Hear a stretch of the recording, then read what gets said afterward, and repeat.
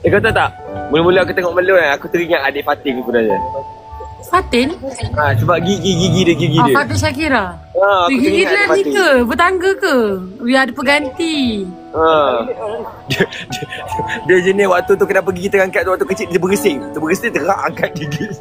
Kalau macam gigi kanan dulu sebelum pakai braces lah kan? Ya. Gigi aku tercongek belakang. Kau dah tahu tak? Aku spill letih Engkau Thank you dah. Sekarang ni pun dah 1000 lah. Kau sumpah kau tak tengok dia dekat office lagi. Kenapa? Dia selalu pagi-pagi kan. Dia buat break dance ke? Dia selalu pagi-pagi. Instant? Tak, dia pagi-pagi selalu kan aku dah tawal. Agak depan dia tawal kan. Kita orang selalu gaduh. Serabut pun dah tengok dia. Sikit-sikit gaduh pasti kursi. Kenapa tak muat? Aku tak takut. Tak, aku sebab kanan ni dia macam tu. Ya, kursi tu dia suka paksa kita duduk kat kursi yang macam kita rasa tak yakin nak duduk. Pasal saya cakap lah, gantilah nak duduk mana pun. Nanti kalau patah kursi dia kau nak ganti ke? Okay. Aku tak cakap. Kanda tak baik tak Kanda. Kalau dia paksa-paksa aku duduk kat kursi yang Kau tahu tak? Jujur aku cakap, aku lebih suka orang macam ni daripada orang fake.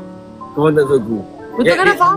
Lebih kurang kau bila aku cakap kelabu aku rasa macam seronok benda tu. Kau faham tak? Ya. Cakap lagi Kanda, aku pernah tukar nasi aku warna kelabu dah. Dengan Kanda.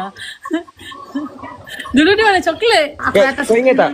Kau ingat selepas kau keluar, aku tak ada orang yang aku boleh bergurau yang betul-betul bergurau. Aku boleh yang bahas Syamil lah. yang betul-betul bergurau. Boleh kasar-kasar. Atika tu. Atika? Atika dah release lah.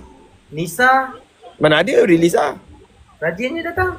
Mana ada datang. Aku tak ada orang yang aku boleh bergurau yang betul-betul bergurau yang dia transparent macam tu.